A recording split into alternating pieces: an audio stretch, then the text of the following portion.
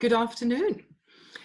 It is a great pleasure for me to welcome, first of all, our speaker, Dr. Jelke Boesten, to talk about intimacies of violence to us. I will introduce her in a second.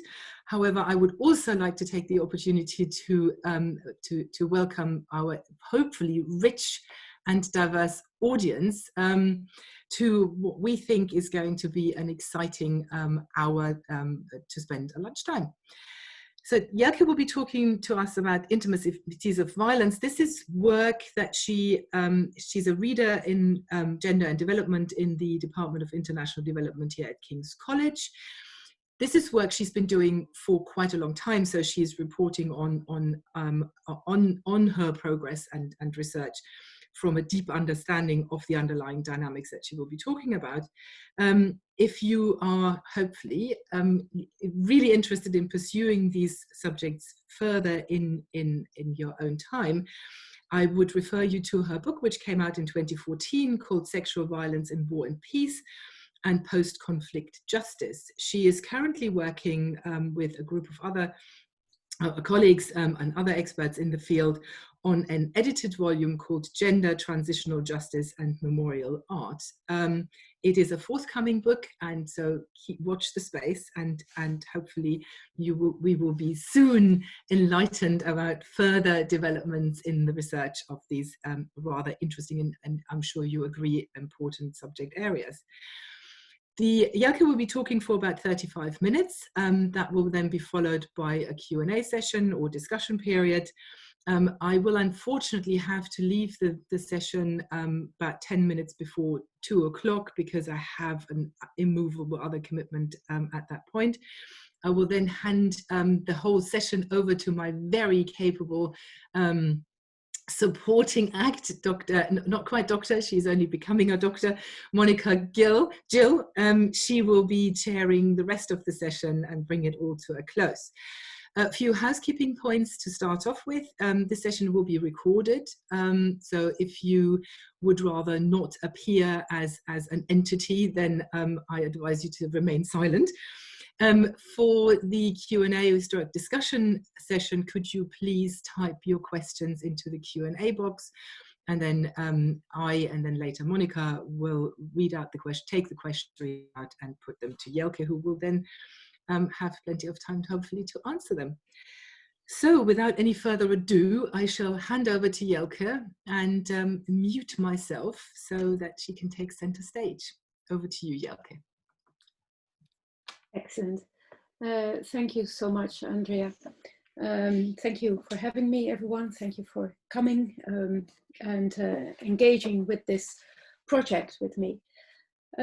So what I want to present today is part of a research project which I started last year, funded by the British Academy, which looks at veterans' experiences in Peru. Now, not everybody is familiar with Peru, so I'll very briefly explain the Peruvian context. Then I will talk a little bit about the data and the methodology before jumping into the more theoretical and empirical material. So, the Peru experienced what is generally referred to as an internal armed conflict, which was instigated by Shining Path in 1980 and ended in 2000. Shining Path aimed to destroy existing society. It was a self-proclaimed Marxist-Leninist Maoist organization and was extremely violent in its methods. The Peruvian state contributed to the escalation of violence when it declared a state of emergency in 1982 and sent in the armed forces, creating an overall context of terror. In 2001, a Truth and Reconciliation Committee is installed, which estimated that about 70,000 people died or disappeared, and largely the majority of those were of indigenous descent. Now, the Peruvian conflict is not necessarily an ethnic conflict. It wasn't a war against the ethnic or against the indigenous population as such, but it did catch the rural indigenous and later the urban poor between two fires that both targeted them as victims, but also recruited them in their as combatants, both in Shining Path and in the armed forces, as we will see. The Truth Commission also concluded that there was systemic sexual violence, particularly on the part of the military, although not solely, not uniquely. But the TRC records that counterinsurgency forces engaged in gang rape of prisoners and at sites of mass atrocity, sexual torture of both male and female prisoners, and sexual abuse and exploitation of women and girls in communities with military bases. So this is what I explored in my previous book on sexual violence in war and peace, which was based on an examination of the testimonies of victim survivors of such violence, as well as some recorded testimonies of the military perpetrators who testified before the Truth Commission. Now, following that project, I got really interested in better understanding the stories of these young men who became able to perpetrate such sexual violence, what it means to them. And I'm just as much interested as what kind of sequels or consequences that had in post-conflict society as well. But that is for a different paper. Today, I rather want to talk a little bit about how these veterans talk about sexual violence while they were in the military. So this research links up in great part to the broader literature around sexual violence in war. There's a debate ongoing in the literature about the nature of such violence, as many of you will be familiar with, in particular since the global community has started to make it a priority in how it deals and approaches conflicts elsewhere in the world. My work contributes to this literature, in particular where it seeks contextualized and specific research, qualitative research that unpacks specific political and cultural, socio-economic dynamics of war and of violence. So I follow very much the historian Joanna Burke when she states that sexual violence is always contextual and never inevitable or natural. So I'm less interested in finding sort of comparative patterns, but more interested in this particular case study and see how that then it raises interesting questions for other contexts. What I will argue tentatively is that violence is sexualized, first in and through the violence that is meted out upon recruits' bodies, and subsequently is cultivated in everyday practices of soldiering, of combat. Pain and pleasure then become two sides of the same coin, and the sexualization of violence becomes a tool in making combat possible. Now, a note on the data and the methodology. As I said, this is a project that I started last year. It's a collaboration between myself as a feminist researcher and a foreigner to Peru, but with more than 20 years of experience in researching and writing on gender relations in the Peruvian context. And my research partner is Jelke Boesten, who's here in this image, and the context is an old military base high in the Andes. Now, Jelke Boesten is an anthropologist who lives and works in Ayacucho, in the highlands of the Andes of Peru, and which was the birthplace of Shining Path. And before he became an anthropologist and a teacher, Boesten spent a life that resembles many of the stories of our interviewees. He's a former Shining Path child soldier. He joined Shining Path when he was 10. He was captured by the army when he was 12 years old, and then spent 9 years in the army during the most difficult times in the Peruvian conflict, which is the second half of the 1980s and early 1990s. After this period of active military service, he spent time in the church as a Franciscan monk, which was a period of atonement, reflection. And after that, he studied at the university in Ayacucho and later in Mexico, did his PhD and became an anthropologist. Jelke has written 2 highly acclaimed memoirs, which very much informs this research and which is the reason why I reached out to him in the first place. He has a wide network among Peruvian ex-soldiers, particularly among the lower ranks and those who were stationed and still live in Ayacucho. Veterans contact him via social media, via Facebook particularly, and they're very keen to be interviewed. His own experiences very much resonates with the interviewees, so it allows for a unique position as interviewer, something that I personally could never have with these veterans. This current paper is based on 20 open life history interviews, of which we did several together. Some of them he did alone and some of them I did alone. In addition to these 20 interviews and Lurgio's two published memoirs, we also have an unpublished memoir by a retired mayor, to which I will also refer. And we have 45 essays that are written by veterans in Ayacucho who participated in an essay competition that we helped organize last year about soldiers' experiences of recruitment and induction. And related to that essay competition, there was the veterans themselves organized an art competition with local students from the local art school who then made paintings and installations based on these essays, of which this one that you see now is one, and there are several others in the presentation from those artworks. So first, who are these men that we interviewed? So most of our interviewees, 15 out of 20, are those who served at the bottom of the military hierarchy. There were troops, rank and file soldiers, those who executed orders. They didn't choose necessarily to be in the army, although we also interviewed a couple of high-ranking personnel. The majority of our interviews, again 15, were forcibly recruited, and that is true for many in the Peruvian army. Peru had conscription, obligatory military service throughout the 20th century, including during the war years, but a significant segment of society, white and middle class, was never expected to serve. They're either not called, or if they are called, they're very rapidly bought out by their family. Some middle-class men do sign up and they are trained as immediately, they're properly trained at a military academy and go straight into the commanding titles, roles.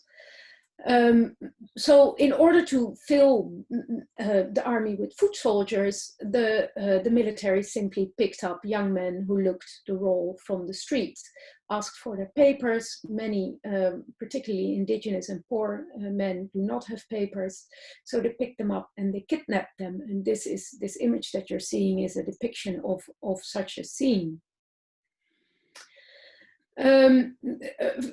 Very often this is called la leva. Again, this was not particular to the conflict. The historian of Peruvian military, Eduardo Toche, explains that this is a practice that Peruvian military has always used and always has perceived it as a legitimate practice. After the war, it has not been seen so legitimate anymore, as you might understand. So these were often teenagers, 16, 17 years old, and in the case of our interviewees, a majority was of indigenous descent. Some of them left the military as soon as their conscription time was over because the abuse was too much and they didn't want to be there. But many others, surprisingly, stayed on and kept signing up, as it seemed the only option for them to survive in a society that was otherwise hostile to their indigeneity and their poverty. So the military also has a history of incorporating indigenous populations with a view on civilizing young men, giving them education and teaching them Spanish instead of Quechua. And this is also what happened to my colleague Lurgio Gavilan, who spent his childhood or his teenage years in the army and did indeed receive education and learn Spanish while he was in the military. Now, the force with which these recruits were picked up is relevant because the work by Dara Cohen, who writes about rape in civil conflict, shows that groups that use forced recruitment to gather combatants are reported as very often using rape in conflict. and her research compares Sierra Leone, Timor-Leste, and El Salvador. And she speaks of combatant socialization as sort of a motivation of why violence, but particularly sexual violence, is used in these otherwise reluctant recruits in order to create and maintain group cohesion and social order among members. Now, in my work, socialization and cohesion certainly plays a role, but I'm particularly interested in the role of intimacy. And I'm using intimacy as a framework to connect a series of experiences that these veterans recount. Following Lauren Berland, I see intimacy as a human desire to share emotional and physical experiences, with the emphasis very much on sharing. It's not an individual experience, but it is an experience, an emotion or a physical experience that one wants to share in order not to be alone. So intimacy then is also to intimate. It exists at the crux of the public and the private.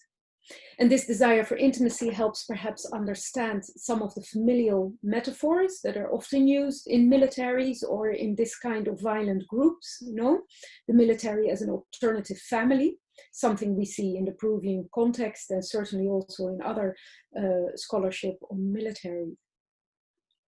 But we also see this intimacy of violence the intimacy of violence and sex themselves, both as main ingredients of being a combat soldier. And both are bodily experiences that are very much shared among peers. Yeah?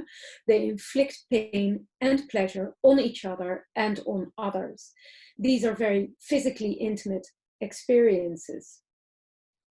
And the proximity of these other bodies and the homoeroticism, if you wish, of these experiences are emotionally intimate as well. So it is about a shared pain and pleasure, both at a physical and an emotional level. It's important that the intimacy that I'm looking at is not the intimacy that might be established with the object of sex, the women and girls that are being abused, but rather it is about the intimacy between the soldiers themselves with each other. And that is something that emerges very much from the interviews. Now, as I said, part of this intimacy is being fomented very much by the violence that is meted out on these veterans' bodies through the recruitment and the first months that they unwillingly spend in the military. So this has the role of, it socializes newcomers into a cohesive, loyal, and hierarchical group, as happens with hazing practices in street gangs, in rebel groups, and state forces around the world, and even fraternities in some cases. So in the case of these extremely violent hazing practices that we see in Peru, hazing seems to be very much about accommodating the experience of violence, giving it a place in soldiers' physical memory so that it can be reproduced later. To give you examples, largely based on the written essays that the soldiers produced, new recruits were called dogs until they completed their training, and then they became soldiers. This training was very violent and abusive, and one of the standard rituals that most veterans admit to have experienced was the killing and skinning of dogs, bathing in its blood and eating its testicles. One of our first interviewees recalled, there was no training, all was beating. The only thing that we learned was beating, referring both to being beaten and beating others. There was deprivation and cold. Soldiers often didn't get appropriate clothing or even shoes, and were often offered harmful foods, grains mixed with sand or stones or feces, food that had gone bad or not enough food. So they often fell ill because of this, and some died and disappeared or were left behind. Many such stories were present in these essays that the veterans wrote. Some veterans admit having rebelled and even deserted because of the abuse, but most interviewees claim that they got used to the violence, that it became part of their soldiering identity, Some say they even appreciated it as it made them strong and hardened. Soldiers even started to expect violence and even want it. And that is also noticeable in the violence that they themselves then start to mete out on the new incoming recruits. Every time the violence was a little bit worse with every new batch, because each group is outdoing the last one in cruelty, in a sort of acts of revenge. So violence was not only copied behavior by those who learned it from their superiors, but its severity was also accelerated through its practice. Such stories perhaps fit the idea that violence becomes sticky, as Sarah Ahmed reflects, and repertoires of violence are reproduced and exacerbated.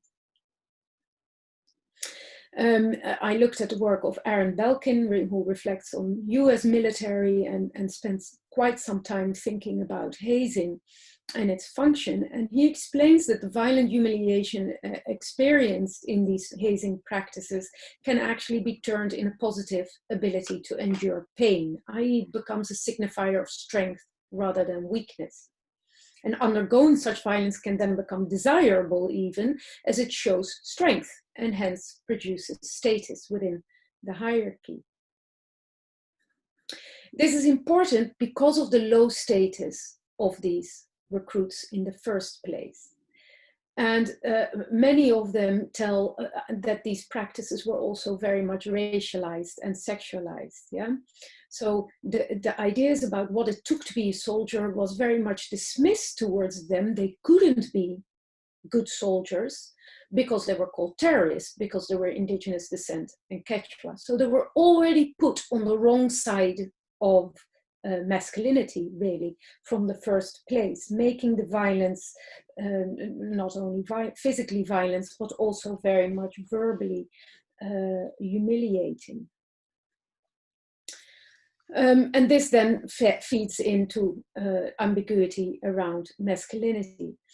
And Aaron Belkin suggests that while masculinity is clearly essential in the construction of the soldier, and I'm sure that many of you who work on these issues also think about what military masculinities might mean and to what extent this is a fixed thing, no?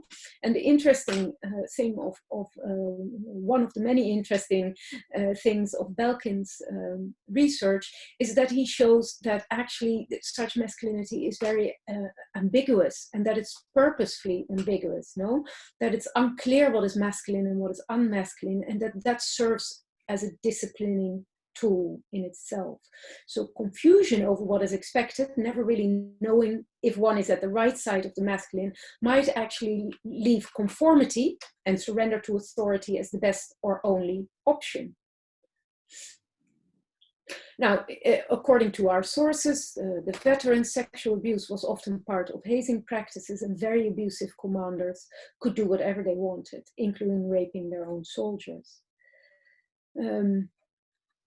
And again, our veterans were not terribly straightforward about such practices and didn't necessarily readily admit it. But if you read the interviews very carefully, then many of these interviews are sprinkled with all kinds of sort of hidden references and less hidden references to sexual abuse amongst themselves.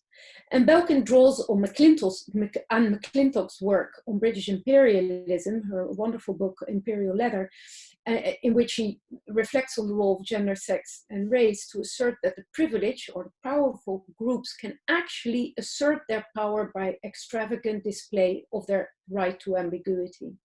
And I think that is really interesting. So as long as you're high enough in the hierarchy, then actually sort of playing with that sexual ambiguity becomes a strength, because you can do it, but others can't, no?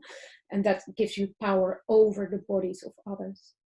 And there seems to have been quite some ambiguity as these veterans tell us. On the one hand, the use of homophobic abuse to inform heteronormativity, alongside male rape and homoeroticism, and a certain tolerance for homosexuality. And we see in this image how military instruction could include forced nudity and violence in a cactus field in this case. One of our sources tells of how a medical exam of new recruits were also always medically examined to see if they were fit for purpose. And they were asked, the recruits are then asked to examine each other's penises, and anyone who would get an erection in that context would be kicked out after being shamed extensively.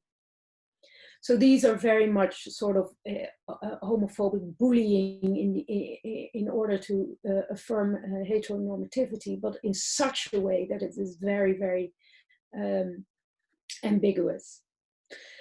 There was a lot of homophobic bullying, sexual innuendo, constant banter of who is, you know, with all kinds of swear words, who's a maricon or a cabrito, which are offensive labels for gays, which serve to remind soldiers of the need to perform heteronormativity, of course.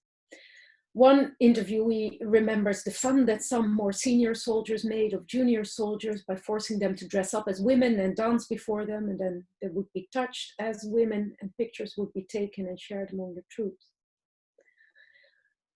But homosexuality was never far away and tolerated when mitigated by otherwise macho behavior. So we spent some time asking with those veterans who did talk about homosexuality and violence, how the perpetrators would be treated. And they remember particular colleagues, for example, who used to rape their own recruits.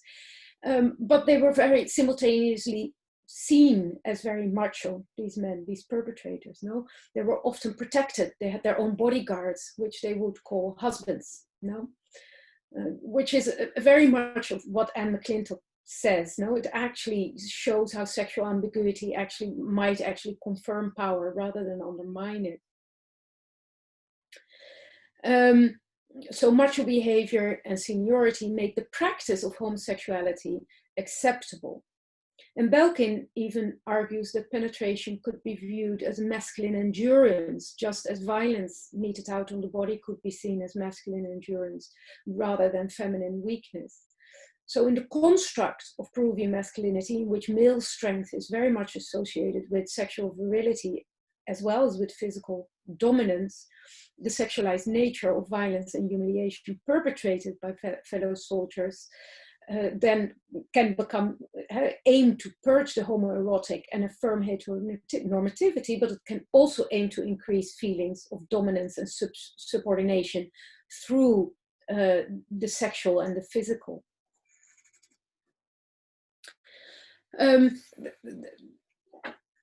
Everyday sexism and abuse played a role in how soldiers perceived themselves, particularly after that first period of hazing, when they then became confirmed as soldiers. They received a little bit more freedom to go out and about in the communities where they were stationed. And our sources, the veterans, speak of sexual release and entertainment in a variety of ways. They invited girls to the military bases. They used the word invited. The girls who testified for the women who testified for the Truth Commission 20 years afterwards didn't really call that invitation, but associated that very much with force. The veterans in our interviews tell about a whole range of what they see as benign sexual relations that might not have been loving nor consensual, but they were not violent or illegitimate either in their narratives. No? So very similar to the work by Maria Eriksson Baas and Maria Stern, who worked on ex-combatants in the DRC, how these ex-combatants saw rape during the conflict as either benign and motivated by lust or as strategic and motivated by war. And there's something similar going on here. They speak of visiting local girls in their houses, ambiguous encounters with women in the exchange for a bit of food, inviting girls to the military base and feeding them alcohol and porn. They reflect, or our veterans reflect on all those children without fathers that they collectively left behind. So they're very aware of their own practices and their role. They just don't see it as illegitimate. So these narratives are very ambiguous about coercion and consent.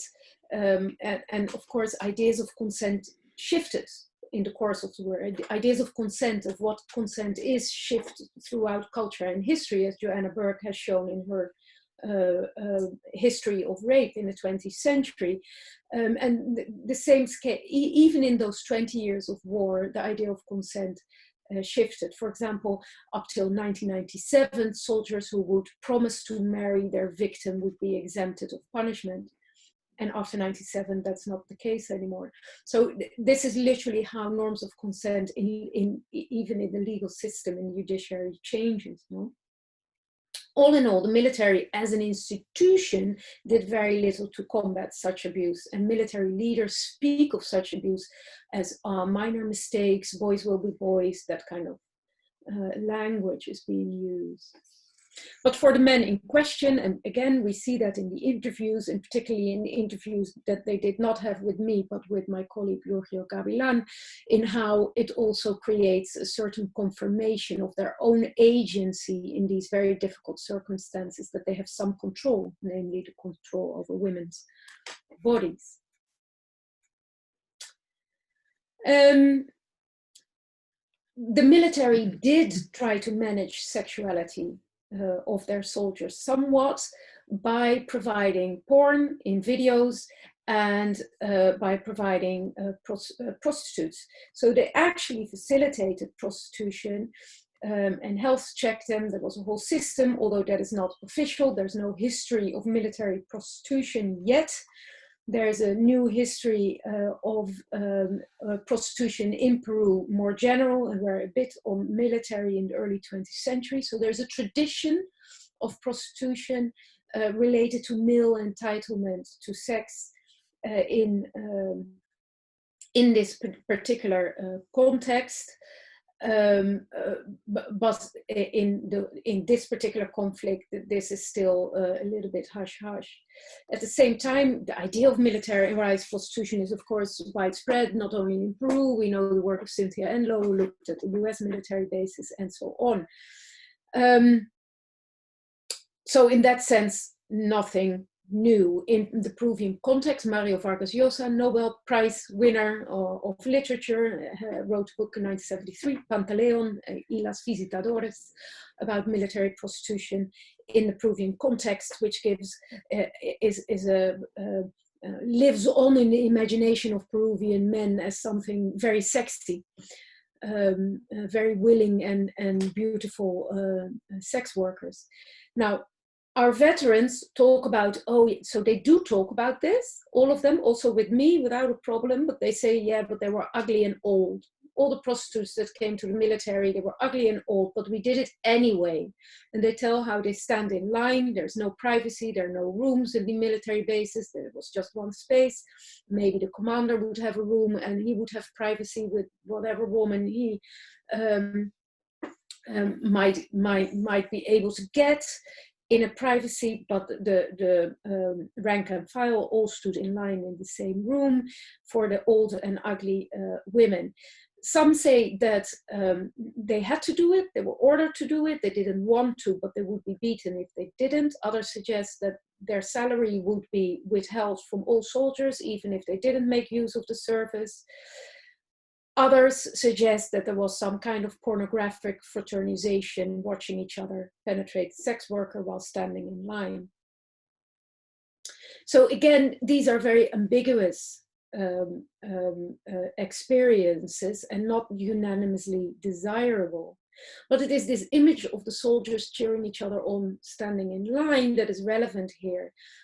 First, because of the way the sources speak about those experiences, and that it's, as I said previously, this is not about intimacy with the object of sex.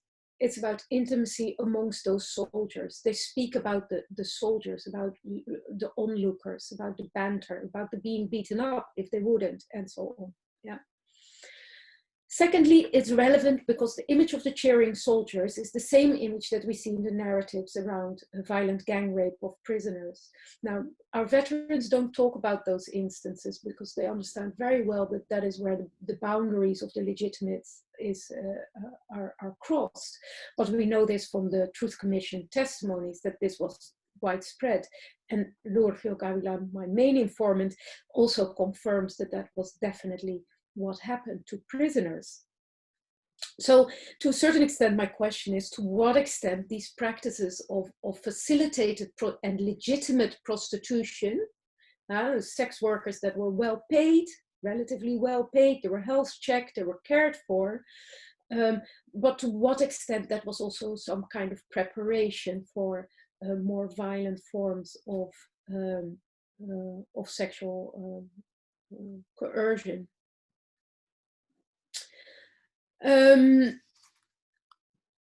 So that brings me to reflections on pain and pleasure and sex and violence, and then I will wrap up. So pain becomes, if not pleasurable, then certainly desirable. It becomes either a tool for social status, what can one withstand physically, or as an actual neurological experience in which pain and pleasure become mixed up. And I looked back at Elaine Scarry's understanding of the body in pain and found a very interesting reflection on that by Michael McIntyre, who says that, well, actually, Scarry's understanding of pain as only aversive is incorrect, because there are also many such practices of seeking out pain as pleasure, as in sports or as in certain sexual practices such as BDSM. So I looked at the studies around BDSM, and they show that pain and pleasure do indeed overlap, even as neurological processes in the brain, while vulnerability of the self or the other can be arousing in particular contexts. So both pain and pleasure are then contextual, they're learned, they're not simple physical sensations, but they build on the memories, the physical memories and the emotional memories of pain and pleasure.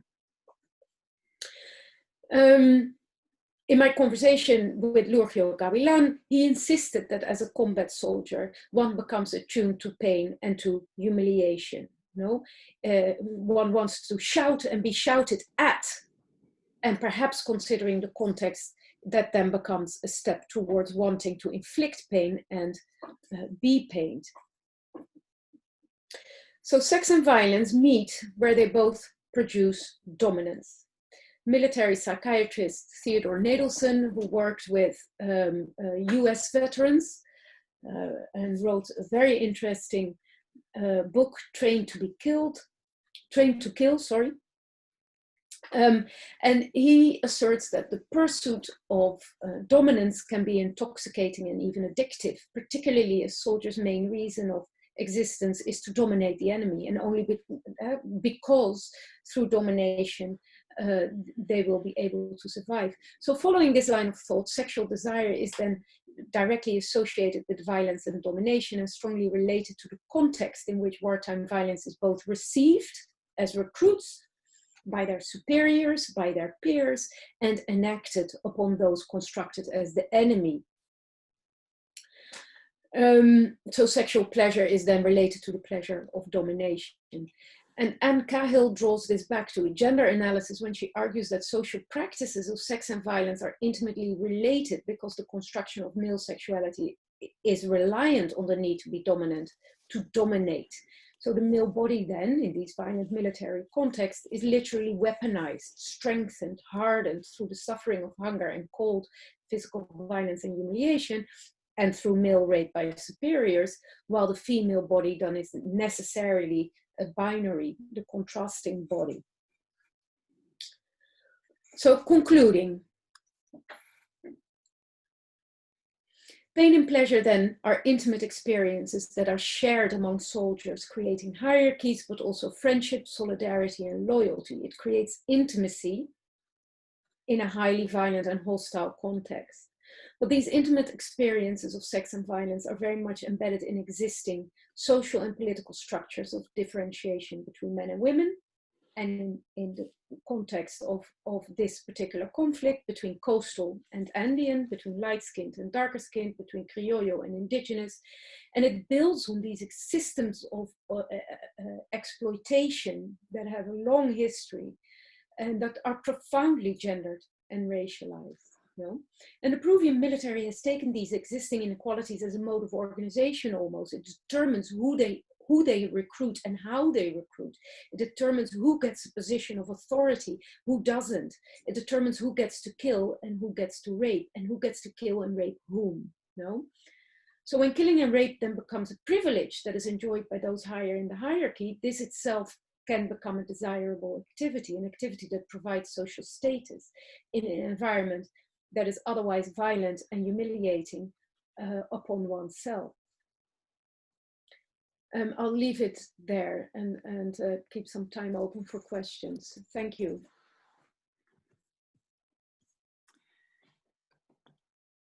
Thank you very much, Jelke, for an amazingly interesting presentation, which has raised, I'm sure, so many questions in so many people's minds that that I'm sure we will probably run out of time before we have dealt with all the questions.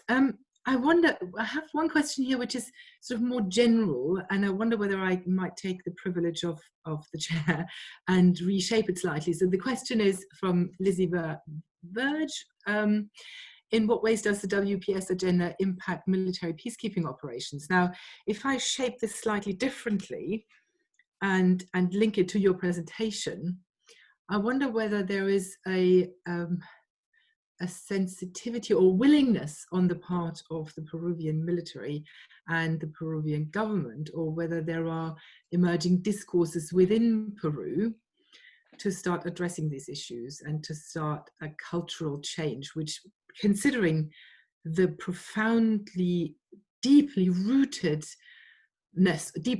of these practices, which is so complex, it will probably take an enormous effort to first unravel it all and then start identifying where do I start pulling a thread so I can start actually both unraveling it and then knitting everything back together in a much better way. So are there any ways of can you identify a willingness to address these issues? And if so, what are the signs that might make us a little bit hopeful that things might improve eventually? These are very good questions and very relevant, of course, that also preoccupy me, of course. So with regard to the WPS agenda, it's very interesting for unclear reasons, really. Peru doesn't engage at all with the UN, or very little with the UN. The UN is for other countries, for different countries, for worse countries, it doesn't. It has closed itself off somewhat. So the WPS agenda doesn't really influence Peru at all, to be honest.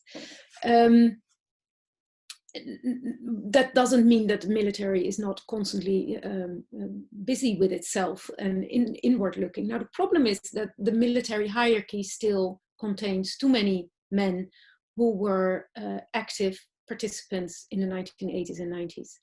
And that makes any meaningful reform really difficult. A couple of years ago, I was invited by the Ministry of Defense by a young chap, someone who clearly had not been part of the 1980s and 90s, to present a talk before the military academy. And it was a very big room full of uniformed Peruvian military, in which I told them about sexual violence during the conflict, which was awkward, to say the least. And there were two men, clearly higher ranking senior officers, who walked out. But these were clearly of a certain age, and that's relevant because that certain age was there already in the 1980s, and there are ongoing human rights trials. All the younger men were happy with it. We took pictures together. They completely got it. It's fine. No? But that older generation that still holds the power within the military is not willing to instigate deeper change, really. So in the end, this is, so the military, for example, now accepts women, and so there are major changes going on, but actually accounting for or atoning for what happened during the 80s and 90s is not on the agenda, not in terms of sexual violence that was perpetrated by the military, nor in terms of what it did to these soldiers themselves. So the violence meted out on these recruits is just completely denied. Majority of them have not received any pension, nothing, not even healthcare. So they just were spit out on the streets again, and that's it, no? So it's ambiguous. On one hand, yes, there is a modern military that is busy reforming itself, allowing women to participate, having a human rights agenda that is very clearly defined, but it's not willing to look back at this point. Yeah, I think that is sometimes one of the sort of key problems, that there is an unwillingness to engage with the legacy of these conflicts. And if you look closely, then you can see the corrosive effect of the legacy of these conflicts for post-conflict society. It undermines efforts to restabilize and reconstruct society in a more peaceful and more dignified way, where everyone is treated with dignity. And you get similar phenomena in the former Yugoslav republics, which descended into war in the 1990s, where there is also a huge problem facing the legacy, particularly when it comes to male victims of sexual violence, conflict-related sexual violence. We have a range of questions now. So Francisco Lobo, thanks you for your talk, and asks whether you believe that this systemic sexual violence could also be explained using Hannah Arendt's concept of the banality of evil, i.e. the lack of reflection by ordinary individuals amidst hierarchical bureaucratic contexts. Yes, absolutely, absolutely. And I think a lot of violence is perpetrated in such manner. No, one of the things that we also asked our veterans is, so we try to do a bit life story overviews in order to get an idea of the context in which they became what they became. No, so we asked them about how they grew up, with whom they lived, if their parents got along with each other, if daddy beat mommy once in a while, if what the disciplining practices were towards children where they grew up. And from those narratives, we learned that physical disciplining is very normal. Violence between spouses was very normal. This is also learned behavior, and how do you define what the limits are of legitimate and illegitimate violence, if that's a way in which communication is shaped since childhood. Now, these men also, they know very well what the limits is, because they tell us the violence that they experienced and how horrible it was. No, so that's the limit. But then again, they mete it out on others because that's what they're taught to do. No, so on the one hand, there's a bit of a banality of evil, and on the other hand, I think it's useful to look at the mechanisms, the detail of the mechanism of how this becomes, rather than saying, yeah, this is just the way it is, and we have to look at the detail of it. Yeah, I think that is a hugely important observation to ask, well, why did someone become this way? There's also research on the US military that often people who become rapists in the US military, men will have grown up in an environment where violence was potentially not only normal, but potentially the only way in which some form of intimacy and a distorted form of affection was available during their upbringing in their family. And then, of course, you end up in a military context where, if you're in the wrong unit, that might also be legitimized, and then it becomes really problematic. So thank you very much for that. I will ask the next question, but in the next 5 minutes, I will have to bail out and then hand over to Monica. It's such a shame I can't stay for the rest of your discussion period, but I'm sure we'll catch up very soon. So the next question is from Melina Ackermann. Were there also female soldiers? And if yes, did they also participate in instances of rape? Or how were they affected by these increased gender divisions? No, there were no female soldiers in this time. That comes only later, post-2000. I'm not sure what the date is, but it's much later. So no, very simple answer. Oh, in which case I can just ask the next question. It comes from Karina Uchida. I hope I pronounced the name correctly, from Oxford University.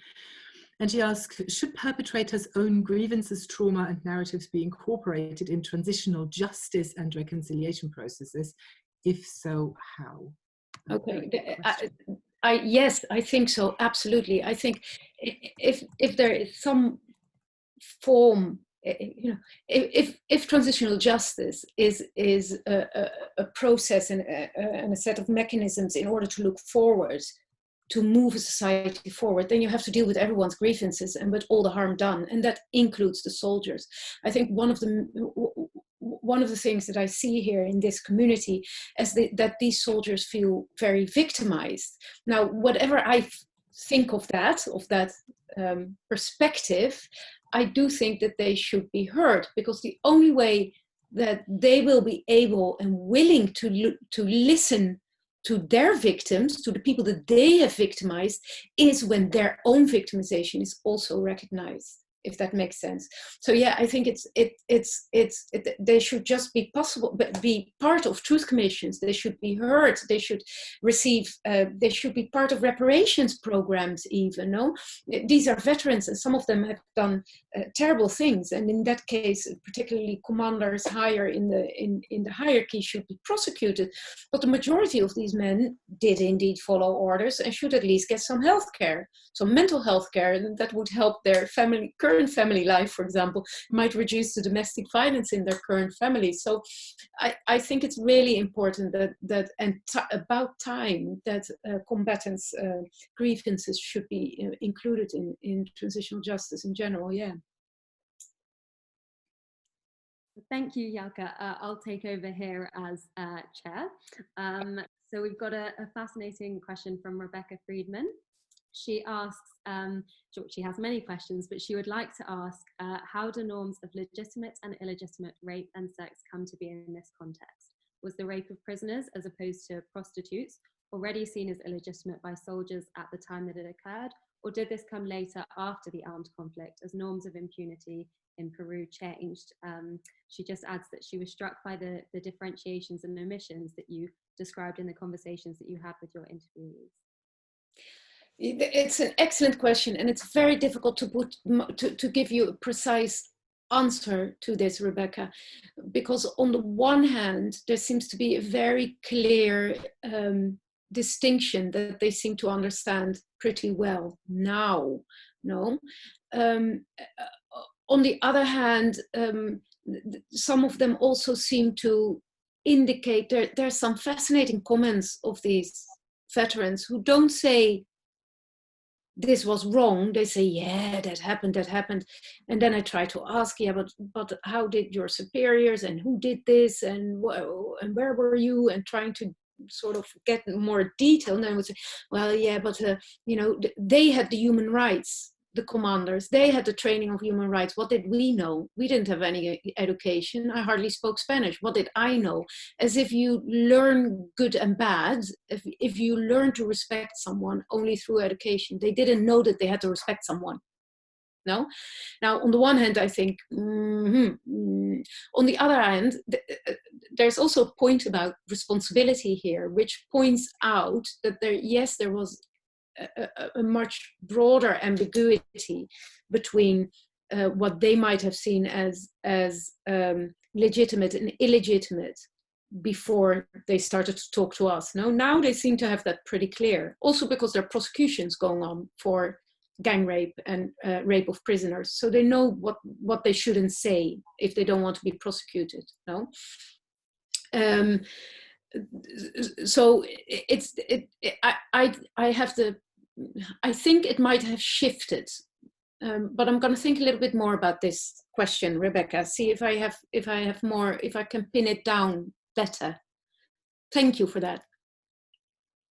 Thank you, Jelke. So we have another question. There's no name, it's anonymous, but it's a very interesting question as well. So the internal conflict was also highly localized in the context of Lima in later stages. Could you please speak to how this dynamic of intimate violence might manifest in a more urban context? And furthermore, how might this dynamic impact the expanding security state in Peru today, such as police or security officers? Excellent. so in the more in Lima, in the urban context, there was much more control, and actually the veterans also make that point. Sort of, yeah, in more urban areas, the social control, the hierarchy was much more on top of things. So there was less. Soldiers had less freedom to abuse at will. Basically, that's what they say themselves. No. They might not say it that literally, but that's what they suggest, surely. The evidence from the Truth Commission, what we see is that within the urban environment, it was largely sexual abuse in prisons was widespread. There's a survey somewhere that 80% of women in the women's prison in the 1980s and early 1990s had reported sexual abuse and harassment while in prison. 80%, that's quite high. So it had a particular characteristic of being in the carceral state, really. Yeah. Thank you. So the next question is about how do you think that narratives of hegemonic masculinity serve parties to the conflict? How do I think the narratives serve parties? Well, I think the hegemonic masculinity understood in a context of combat has the purpose of making soldiers believe that violence is a good thing and that it's legitimate, otherwise they wouldn't do it. No, so in this particular context, the hegemonic military masculinity has a strong suggestion that violence is good, because otherwise, you can't convince them to fight. So it serves the military very clearly, and that is one of the things. I mean, there are a lot of parallels, for example, in around intimacy and hazing between the military and rebel groups and even criminal gangs in Central America, but there's one big difference, and this is the state. No, this is the state. This is paid by taxpayers who are paying to protect the population and young men and now women in the military, and it's the state that foments this. So it's not only the military; it's actually the state that benefits from a particular type of hegemonic masculinity, let's say. Thank you. So the next question is from Saskia Alice. And just on a quick note, we have 2 more questions. So I urge attendees to get your questions in now if you're keen to ask one. So Saskia's question is sexual violence still an issue in the Peruvian military? And can this in some way be attributed to war rape survivors who are sometimes portrayed as lacking agency? I'm sure that sexual violence is still an issue in the military, although it's very difficult to research that currently, of course.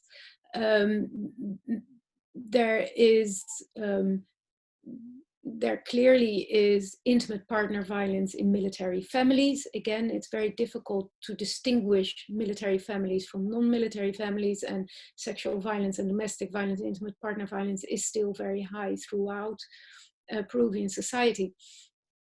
Peru is not at war, so the narrative has changed completely, obviously. I think that since the conflict, since the Truth Commission, I should say, the Peruvian military is much, much, much more aware of what it can and cannot do. So the disciplinary control over military behavior while they are in uniform is much higher than it was in the 1980s and 90s. There's no martial law, there's no emergency context now.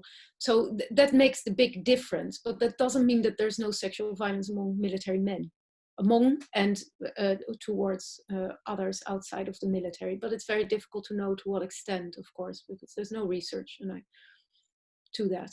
Yeah. So we have our last question from Jennifer Bates. She thanks you for an interesting presentation. And she is wondering whether you think that yours and Logio's different positionalities influenced what was said and also omitted during the interview? Yeah, this is a very interesting question, and the answer is an obvious yes, but not as the difference might not be as big as you might expect. I felt that some veterans are perfectly comfortable with talking to an outsider like me because I'm an outsider, because that's much more safe. No, I don't know anyone in their little community. I don't know their families. So that makes their testimony slightly more anonymous, perhaps. But and Lurgio can ask certain questions that I find much more difficult. So to a certain extent, perhaps the biggest difference is the way Lurgio talks to them and the way I talk to them. I find it really difficult to open a question about, so they called, for example, the sex workers, they called amongst themselves Charlies. And so Lurgio would say, oh yeah, and do you remember the Charlies? Yeah, did you have them? Where were you stationed? Oh, you were at that military base. Yeah, I've been there. Yeah, I was there between those and those years. You were there in those years. Ah, okay. So did the helicopter come with the Charlies? Now, can you imagine that I say that to those veterans? I can't. No, I can't say that. I can't get it over my... So there are limits to how I can ask certain questions, and that triggers different answers. No, but I also felt that actually a lot of these men were very cautious with what they told him, just as they were cautious with what they told me. There's a very clear awareness among them of human rights trials. So they're very aware that there was one group in one particular village who clearly had all kinds of skeletons in the cupboard, or rather somewhere in the earth.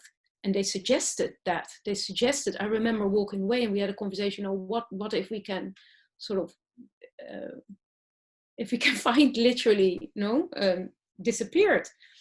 After that conversations, these men further refused to talk to us because they realized that was probably slightly too risky, because Lurgio, I might be a foreigner and a woman, but Lurgio is a public figure.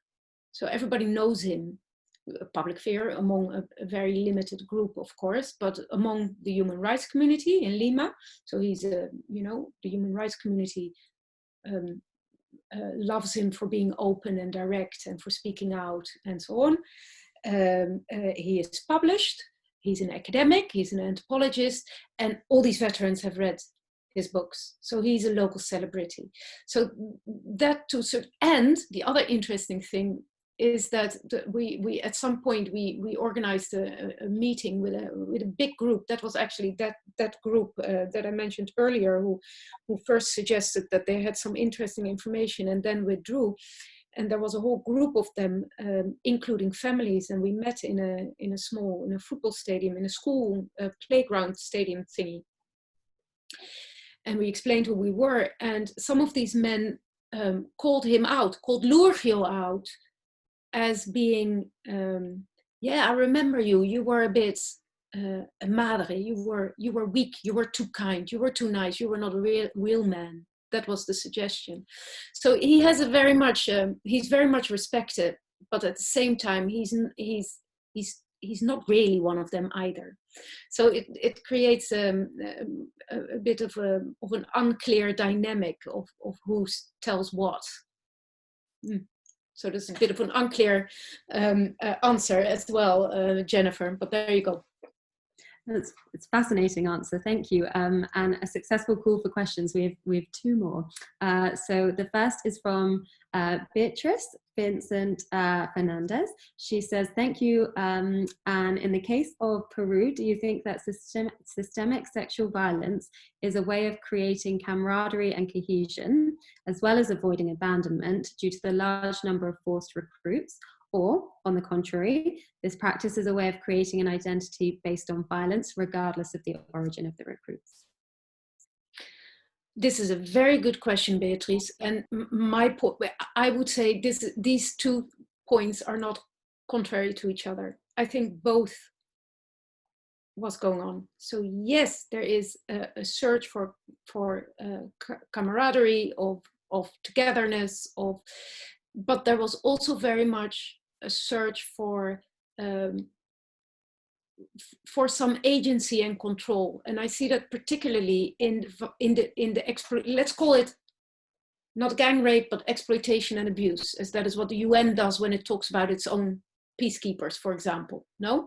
So the exploitation and abuse of the local women and girls in the villages who were invited to parties or who were abused in their homes and then rewarded with a bit of food, for example.